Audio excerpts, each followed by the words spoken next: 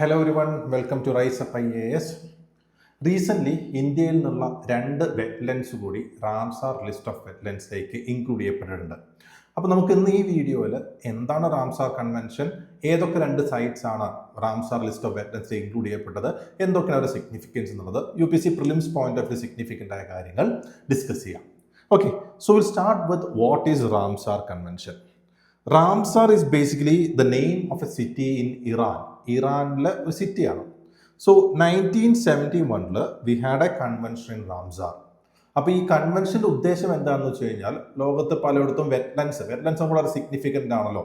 അതായത് നമ്മുടെ ബയോഡൈവേഴ്സിറ്റിക്ക് ആയാലും അല്ലെങ്കിൽ വാട്ടർ റിട്ടൻഷൻ ആയാലും അതേപോലെ തന്നെ മനുഷ്യർക്ക് വേണ്ട ഡ്രിങ്കിങ് വാട്ടർ പോലുള്ള കാര്യങ്ങൾക്കായാലും we depend a lot on wetlands.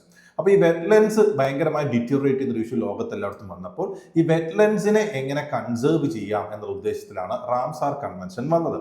അപ്പോൾ അവിടെ ബേസിക്കലി വെറ്റ്ലൻഡിനെ കംപ്ലീറ്റ്ലി ഹ്യൂമൻ ഇന്ററാക്ഷനിൽ നിന്ന് മാറ്റി നിർത്തിക്കൊണ്ട് കൺസേർവ് ചെയ്യുക എന്നുള്ളതല്ല, പകരം what the aim is for the sustainable use of വെറ്റ്ലൻഡ്സിന്റെ സസ്റ്റൈനബിൾ യൂസ്, അല്ലെങ്കിൽ ഇങ്ങനെയും പറയുന്നുണ്ട് വൈസ് യൂസ് ഓഫ് വെറ്റ്ലൻഡ്സ്. കാരണം നമുക്ക് അല്ലെങ്കിൽ ഹ്യൂമൻസിന് വെറ്റ്ലൻഡ്സിനെ ഡിപ്പെൻഡ് ചെയ്താലേ കാര്യങ്ങൾ മുന്നോട്ട് പോവുള്ളൂ.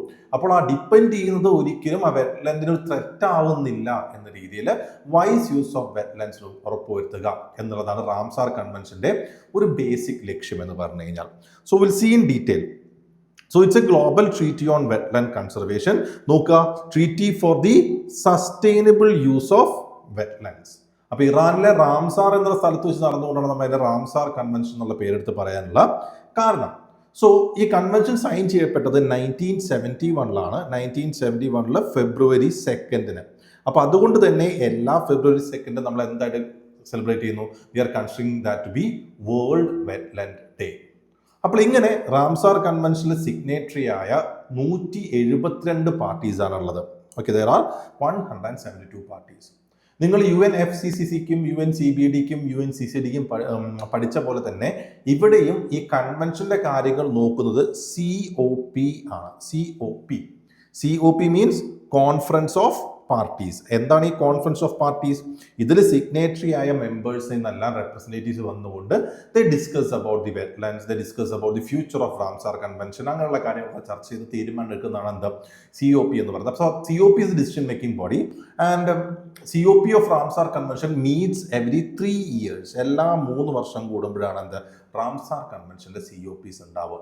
അപ്പോൾ അങ്ങനെയാണ് അതിന്റെ ഡിസിഷൻ മേക്കിംഗ് ബോഡി എന്ന് പറയുന്നത്.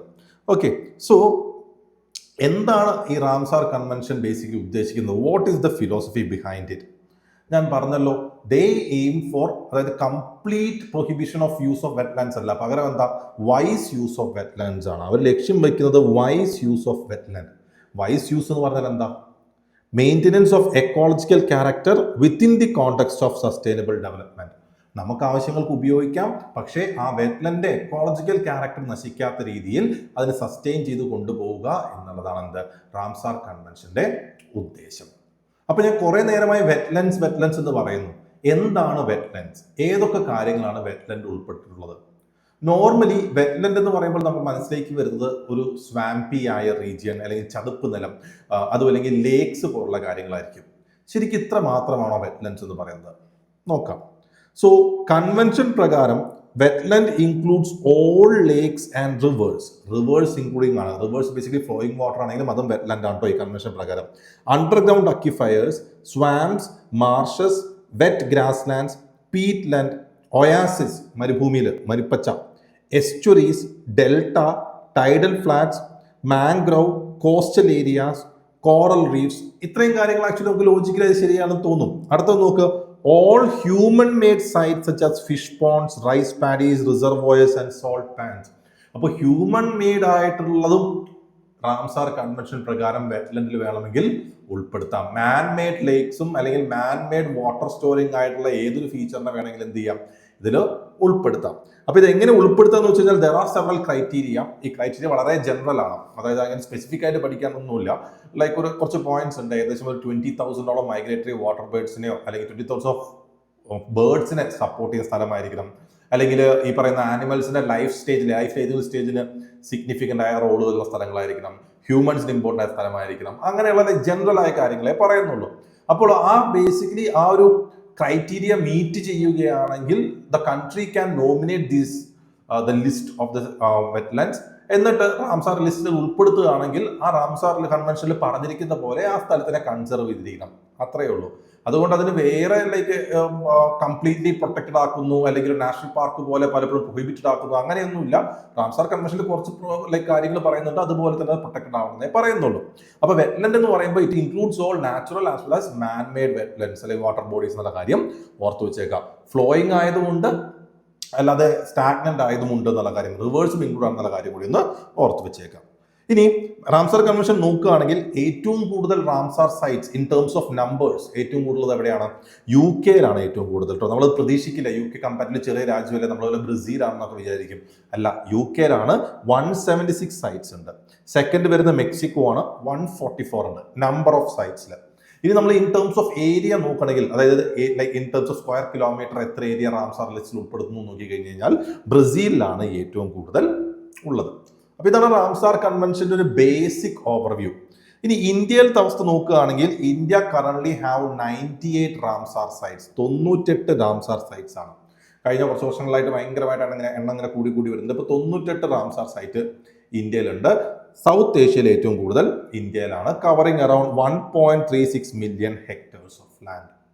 98. ഓക്കെ, അതായത് കഴിഞ്ഞൊരു 3 വർഷം, അതായത് 2020 ഉൾപ്പെടെ ഏകദേശം ഒരു 16ഓളം വെറ്റ്ലൻഡ്സ് ആഡ് ചെയ്യപ്പെട്ടിട്ടുണ്ട്. നോക്കാം. ഇന്ത്യയിലെ ഏറ്റവും വലിയ റാംസാർ സൈറ്റ് എന്ന് പറഞ്ഞാൽ സുന്ദർബൻ വെസ്റ്റ് ബംഗാൾ ആണ്. ഏറ്റവും സ്മോളസ്റ്റ് എന്ന് പറഞ്ഞാൽ വെമ്പനൂർ വെറ്റ്ലാൻഡ് കോംപ്ലക്സ് തമിഴ്നാട്. ഇന്ത്യയിൽ ഏറ്റവും കൂടുതൽ വെറ്റ്ലാൻഡ്സ് ഉള്ള state with maximum number of wetland, that is Tamil Nadu. They have 14. 2024 3 sites add ചെയ്യപ്പെട്ടിട്ടുണ്ട്. 2025 കഴിഞ്ഞ വർഷം 2-3 തവണയായിട്ടാണ് ആഡ് ചെയ്യപ്പെട്ടത്. ടോട്ടൽ 11 സൈറ്റ്സ് ആഡ് ചെയ്യപ്പെട്ടു. ഈ വർഷം 2 സൈറ്റ്സും കൂടി ആഡ് ചെയ്യപ്പെട്ടിട്ടുണ്ട്.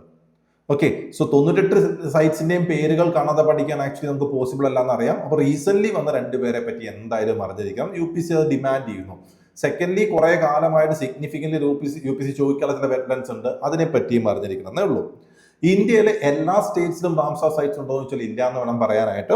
തെലങ്കാന, അരുണാചൽ പ്രദേശ്, മേഘാലയ, നാഗാലാൻഡ് ഈ സ്റ്റേറ്റ്സിലൊന്നും റാംസാർ കൺവെൻഷനിൽ വരുന്ന വെറ്റ്ലൻഡ്സ് ഇല്ല എന്നുള്ള കാര്യം ഓർത്തു വെച്ചേക്കുക. തെലങ്കാന, അരുണാചൽ പ്രദേശ്, മേഘാലയ, നാഗാലാൻഡ് പറഞ്ഞ സ്ഥലത്ത്. അപ്പോൾ 98 റാംസാർ സൈറ്റ്സ് ഉള്ള ഇന്ത്യയിൽ റീസെന്റ് 2 സൈറ്റും കൂടിയാണ് 2026 ആഡ് ചെയ്യപ്പെട്ടിട്ടുള്ളത്. ഒന്ന് ചാരി ദാന്ത് എന്ന് പറയുന്നത് ഗുജറാത്തിലെ റീജിയൻ ആകുമ്പോൾ ഒബ്വിയസ്ലി എന്തായിരിക്കും? ഒരു സലൈൻ വെറ്റ്ലൻഡ് ആയിരിക്കും. അതെ, ഒരു സീസണൽ സലൈൻ വെറ്റ്ലൻഡ് ആണ്. സീസണൽ സലൈൻ വെറ്റ്ലൻഡ് എന്ന് പറയുമ്പോൾ ഗുജറാത്തിന്റെ ആ ഒരു ക്ലൈമറ്റ് നിങ്ങളൊന്ന് ആലോചിച്ച് നോക്കുക. ഇത്തിരി കൂടി ഡ്രൈയർ ആയ ഡെസേർട്ടിനോട് അടുത്ത് കിടക്കുന്ന ഭാഗമാണല്ലോ. So obviously it's a desert റീജിയനിൽ കാണുന്ന ടൈപ്പ് ഓഫ് വെറ്റ്ലൻഡ് ആണ്. സീസണൽ എന്ന് പറയാൻ കാരണം മൺസൂൺ വരുന്ന സമയത്ത് എന്തായിരിക്കും? അതിൽ വെള്ളം നിറയുന്നുണ്ടായിരിക്കും. നമുക്ക് ഡീറ്റെയിൽ ആയിട്ട് നോക്കാം. 2 പാട്ന ബേർഡ് സാഞ്ചുറി. ഇതൊന്ന് നോക്കണേ.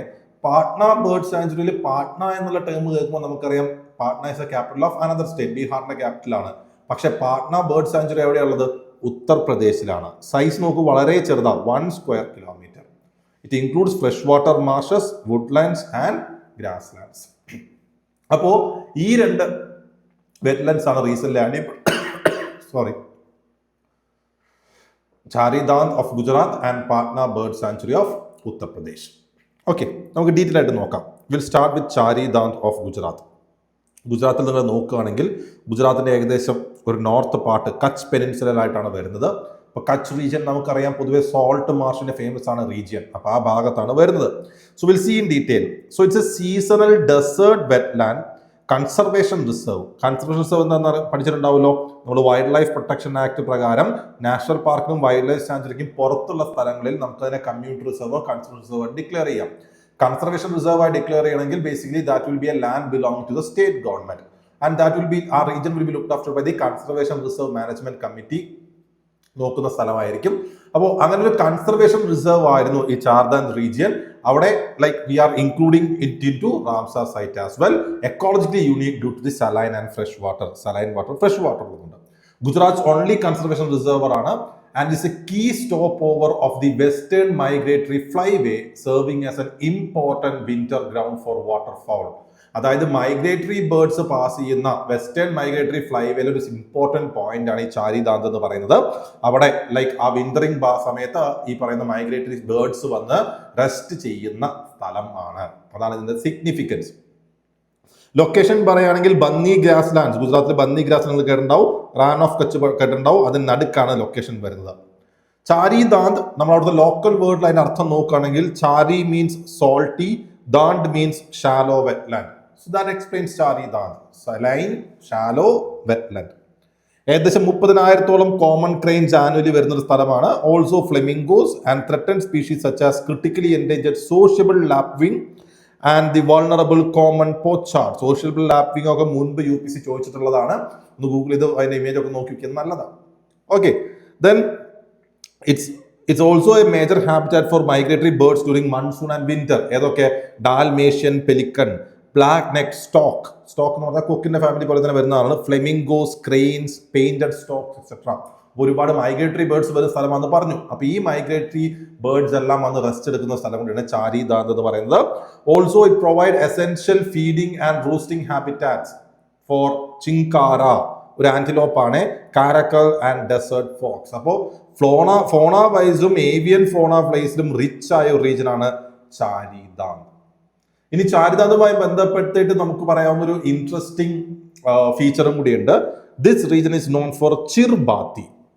ചിർബാത്തി എന്ന് പറഞ്ഞാൽ it's a phenomenon seen after sunset. നിങ്ങൾ സിനിമകളിലൊക്കെ ഒരു പക്ഷേ കണ്ടുണ്ടാവും ചിർബാത്തി. അതായത് ഈ കാണുന്ന പോലെ യു ക്യാൻ സീ ഒരു ബ്ലൂ കളർ ലൈറ്റ്സ് ഒക്കെ ലൈക്ക് ഇങ്ങനെ ഉയർന്നു വരുന്നത്. ചിർബാത്തിയുടെ അർത്ഥം ഗോസ്റ്റ് ലൈറ്റ്സ് എന്നാണ്, പ്രേതം, ഗോസ്റ്റ് ലൈറ്റ്സ്.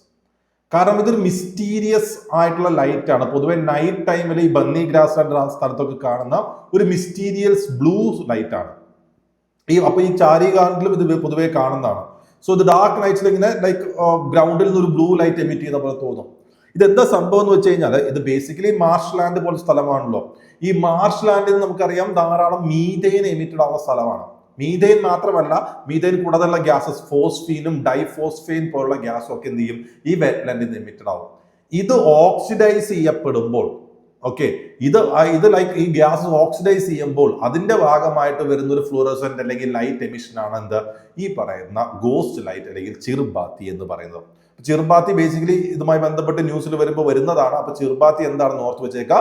ഈ പറയുന്ന മീഥെയിൻ പോലെയുള്ള ഗ്യാസ് മാർഷ് ലാൻഡിൽ നിന്ന് വന്ന് ഓക്സിഡൈസ് ആകുമ്പോൾ എമിറ്റഡ് ആവുന്ന ലൈറ്റ് ആണ് ഗോസ്റ്റ് ലൈറ്റ് എന്ന് പറയും, അസോസിയേറ്റഡ് വിത്ത് ചാരി ദാന്ത്.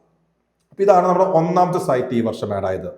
ഈ രണ്ടാമത്തത് ഞാൻ പറഞ്ഞല്ലോ, പാട്ന ബേർഡ് സാഞ്ചുറി. ലൈക്ക് ഉത്തർപ്രദേശിലാണ് പാട്ന ബേർഡ് സാഞ്ചുറി. ഉത്തർപ്രദേശിന്റെ ഏകദേശം ഒരു സൗത്ത് വെസ്റ്റ് ഭാഗത്തായിട്ട് നമുക്ക് കാണാൻ പറ്റും പാട്ന ബേർഡ് സാഞ്ചുറി. വളരെ ചെറുതാണ്, വളരെ ചെറുത്. In the sense you can see, നമ്മൾ നേരത്തെ സ്ലൈഡിൽ പറഞ്ഞിരുന്നു, ഇറ്റ്സ് നിയർലി 1 സ്ക്വയർ കിലോമീറ്റർ, അത്രയേ ഉള്ളൂ, ഭയങ്കര ചെറുതാണ്. ഓക്കെ, അപ്പൊ നമുക്ക് നോക്കാം. A protected bird sanctuary and wetland ecosystem also known as Patna Vihar sanctuary. എന്തിനാ ഫേമസ്? ബേർഡ് സാഞ്ചുറി ആണെന്ന് ഓൾറെഡി പറയുന്നുണ്ടല്ലോ. High avifaunal diversity. Avifaunal എന്ന് പറഞ്ഞാൽ പറക്കുന്നത്. Smallest bird sanctuary in Uttar Pradesh, 1 kilometre സ്ക്വയറിലുള്ളൂ. And it includes freshwater marshes, woodlands, grasslands with agricultural landscape, അങ്ങനെയുള്ള സംഭവങ്ങളൊക്കെ വരുന്നത്. വിന്റർ സമയത്ത് ഇവിടെയും ധാരാളം മൈഗ്രേറ്ററി സ്പീഷീസ് വരുന്നുണ്ട്. മൈഗ്രേറ്ററി സ്പീഷീസ് വരുന്നത് കൊണ്ടാണ് ഈ റീജിയൻ ലൈക്ക് റാംസാറിൽ കൂടുതൽ വരാനുള്ള കാരണം. ഏതൊക്കെയാണ്? You can see rosy pelican, Eurasian spoonbill, northern pintail പോലുള്ളത്. അപ്പൊ ചിലപ്പോൾ ഈ പേരുകൾ തന്നിട്ട് ഇതൊക്കെ എന്താണെന്ന് ചോദിക്കാം, UPCക്കാർ ചോദിക്കുന്ന സ്വഭാവം ഉണ്ടല്ലോ. Then around 3 lakhs of birds ഇവിടെ ഹോസ്റ്റ് ചെയ്യപ്പെടുന്നുണ്ട്, അല്ലെങ്കിൽ ഇവിടെ വരുന്നുണ്ട് 300+ സ്പീഷീസിൽ നിന്ന്. അതിൽ ഏകദേശം 106 മൈഗ്രേറ്ററി സ്പീഷീസും വരുന്നുണ്ട്. Around 178 bird species and 252 plant species sustains key water bird population, സ്ഥിരമായിട്ടുള്ളത്. And one of the most important region ആണ്. നോക്കുക, നമ്മുടെ ബേർഡ് ലൈഫ് ഇന്റർനാഷണൽ റീജിയനെ important bird and bird biodiversity area എന്ന റെക്കഗ്നിഷനും കൊടുത്തിട്ടുണ്ട്. അപ്പോൾ ഇതാണ് നമ്മുടെ രണ്ടാമത്തത്, പാട്ന ബേർഡ് സാഞ്ചുറി. അപ്പോൾ 2 സൈറ്റ്സ് ഈ വർഷം ആഡ് ചെയ്തത്. ഇവരെ പറ്റി ഒന്ന് ബേസിക്കലി ഒന്ന് അറിഞ്ഞു വെക്കാം. റാംസാർ സൈറ്റിനെ പറ്റി പറയുമ്പോൾ ഒരു കാര്യം കൂടി പറയുമ്പോഴേ കംപ്ലീറ്റ് ആവുള്ളൂ. That is regarding Montreux record. Montreux റെക്കോർഡും ബേസിക്കലി നിങ്ങൾക്ക് കേട്ടിട്ടുണ്ടാവും, like related to wetland itself. വെറ്റ്ലാൻഡുമായി ബന്ധപ്പെടുത്തി തന്നെ പറയുന്നതാണ് മോൺട്രിയക്സ് റെക്കോർഡ്. പക്ഷെ റാംസാറും മോൺട്രിയക്സ് റെക്കോർഡും തമ്മിൽ എന്താ പ്രശ്നം, എന്താ വ്യത്യാസം വെച്ചാൽ, റാംസാർ ലിസ്റ്റിൽ ലൈക്ക് നമുക്ക് എളുപ്പത്തിൽ ഒരു സൈറ്റിനെ കയറ്റുവാൻ പറ്റും. മോൺട്രിയക്സ് റെക്കോർഡ് അങ്ങനെയല്ല, കുറച്ചും കൂടി ത്രെറ്റൻഡ് ആയ സൈറ്റ്സിനെയാണ് നമ്മൾ ഉൾപ്പെടുത്തുക. ഒന്ന് നോക്കുക, it's A register of wetlands, sites of sites on the list of wetlands of international importance. നോക്കാം, where changes in ecological character, our ecological character changes have occurred, are occurring, or are likely to occur as a result of technological development, pollution, or other human interference.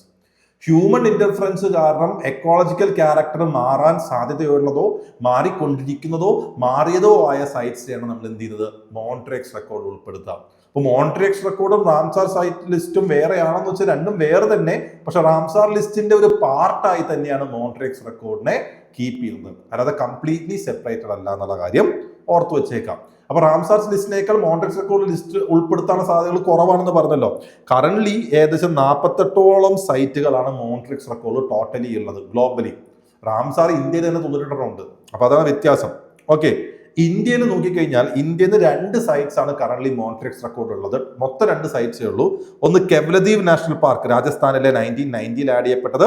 2 Loktak lake of Manipur, which was add in 1992. അപ്പൊ ഇന്ത്യയിൽ 2 സൈറ്റ്സേ ഇപ്പോൾ മോൺട്രിയക്സ് record ഉള്ളൂ. ഒന്ന് Keoladeo national park of Rajasthan and Montreux record of Manipur. Okay, ഇവിടെ ഒരു കാര്യം കൂടി not ചെയ്യേണ്ടത്, ഇവിടെ ഇന്ത്യയിൽ ബേസിക്കലി ഒരു സൈറ്റും കൂടി ഉണ്ടായിരുന്നു. ദാറ്റ് വാസ് ചിലിക്ക ലേക്ക്. ചിലിക്ക ലേക്ക് 1993 നമ്മൾ ആഡ് ചെയ്തതായിരുന്നു. ചിലിക്ക ലേക്കിലെ കണ്ടീഷൻ മോശമായപ്പോൾ, എന്താ ഷ്രിങ്കേജ് ഉണ്ടായപ്പോൾ, സിൽട്ടേഷൻ, സെഡിമെന്റേഷൻ, അതേപോലെ ബേർഡ് മൈഗ്രേഷൻ ഒക്കെ അവിടെ കുറഞ്ഞു വന്നപ്പോൾ like we also included Chilika lake into the Montreux record. പക്ഷേ നമ്മുടെ സക്സസ്ഫുൾ ആയിട്ടുള്ള നമ്മുടെ കൺസർവേഷൻ മെഷേഴ്സ് കാരണം ചിലിക്ക ആ ഡേഞ്ചറസ് സിറ്റുവേഷൻ കടന്നു വന്നു, ബാക്ക് ടു നോർമലായി. അപ്പോൾ അതിന്റെ ത്രെട്ടൺ സ്റ്റാറ്റസ് മാറി. അപ്പോൾ നമ്മൾ ചിലിക്ക ലേക്കിന് എന്ത് ചെയ്തു, അതിൽ നിന്ന് 2002 we removed Chilika lake from Montreux record. അപ്പൊ കരടിൽ 2 ഉള്ളൂ, കെവലദ്വീപും അതേപോലെ തന്നെ ലോക്ടാക് ലേക്കും. സോ ഇത്രയും കാര്യങ്ങൾ ബേസിക്കലി ഒരു ഓവർവ്യൂ ആണ് regarding Ramsar site and the 2 latest edition of Ramsar Convention. So that's it. Thank you everyone. Keep learning.